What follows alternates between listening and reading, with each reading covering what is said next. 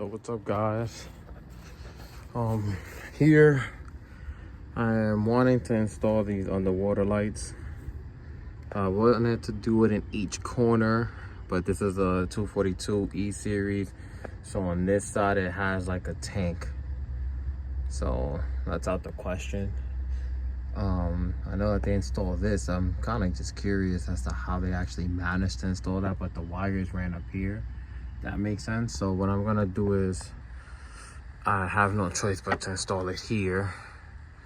And these lights are two. I can actually, if I want to, I can like put one here, here, and there, or like kind of like here. I'm not too sure. Sorry.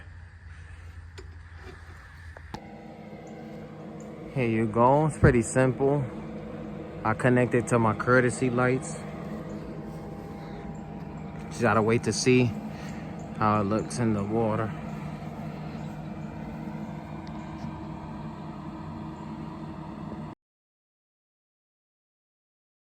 Yo quiero comerte, pero tiene que ser hoy porque pa' mañana es tarde.